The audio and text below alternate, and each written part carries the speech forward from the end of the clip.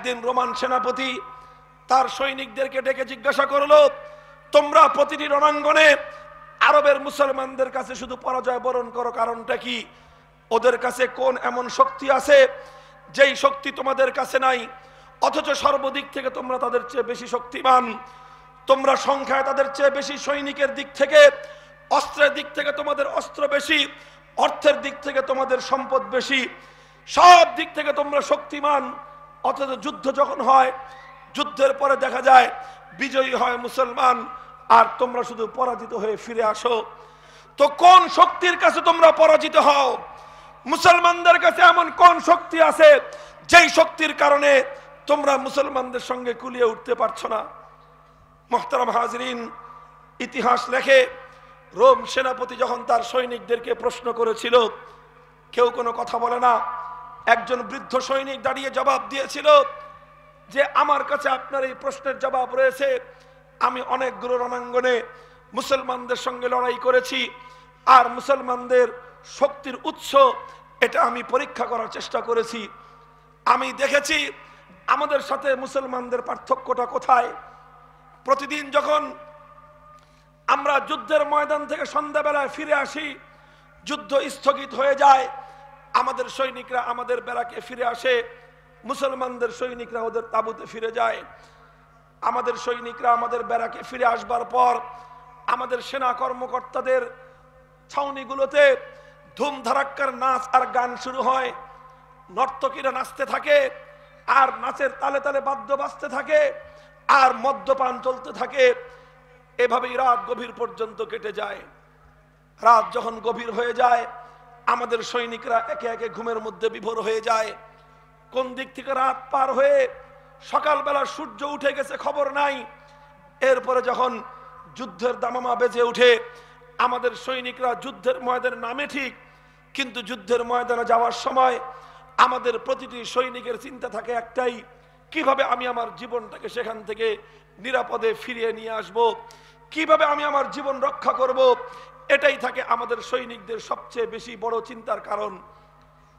এই হলো আমাদের অবস্থা। পক্ষান্তরে মুসলিম বাহিনীর অবস্থা সম্পূর্ণ বিপরীত।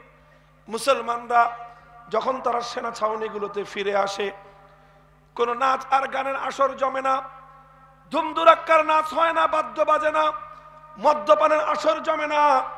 মুসলমানরা রাতের প্রথম প্রহরে সালাতুল ইশা আদায় করে তারা দ্রুত ঘুমের মধ্যে বিভোর হয়ে যায়।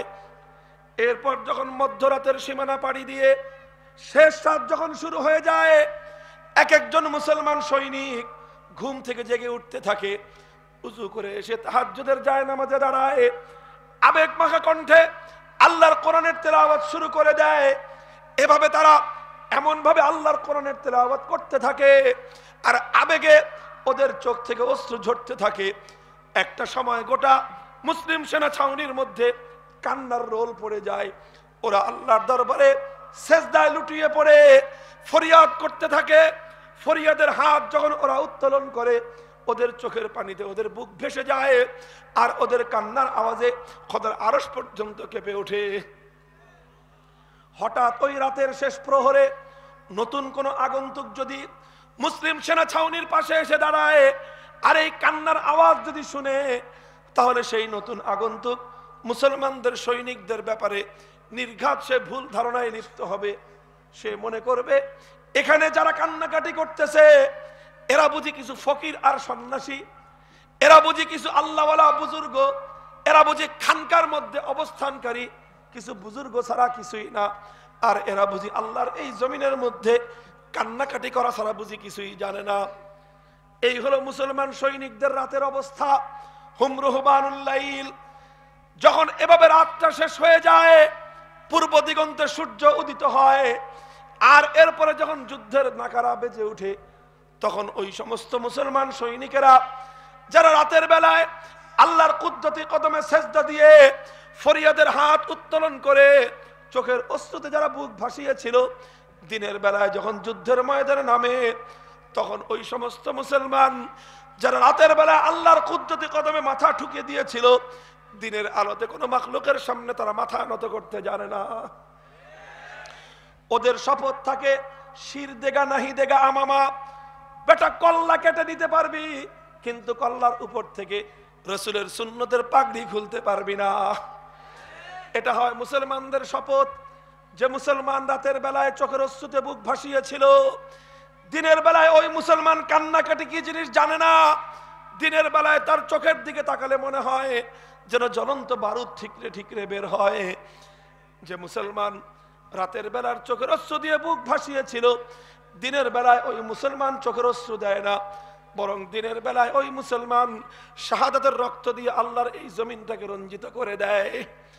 ওই মুসলমান যখন আল্লাহর দ্বীনের জন্য জিহাদের ময়দানে অবতীর্ণ হয়, তখন মুসলমানের একটাই মাত্র শপথ থাকে, একটাই শুধুমাত্র তার চিন্তার চেতনা থাকে, আল্লাহর দ্বীনের জন্য, আল্লাহর পয়গম্বরের ইজ্জতের হেফাজতের জন্য, আল্লাহ এবং তার রাসূলকে রাজি আর খুশি করবার জন্য তারা জীবন দেওয়াকে তত বেশি ভালোবাসে, আমরা আমাদের জীবন রক্ষা করাকে যত বেশি ভালোবাসি।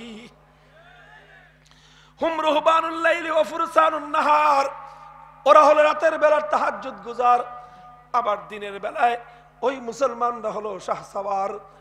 মুহতারাম হাজিরিন, রোম সৈনিক তখন বলেছিল, হে রোমান সেনাপতি, শুধু রোম আর পারস্য নয়, যতদিন পর্যন্ত মুসলিম সৈনিকদের মধ্যে রাতের বেলার এই কান্নাকাটি আর দিনের বেলার এই শাহাদাতের প্রেরণা থাকবে, তখন শুধু রোম আর পারস্য কেন, তাম পৃথিবীর সমস্ত শক্তি মিলেও এই মুসলমানদের অগ্রযাত্রা রুখে দেওয়ার সাধ্য কারো নাই।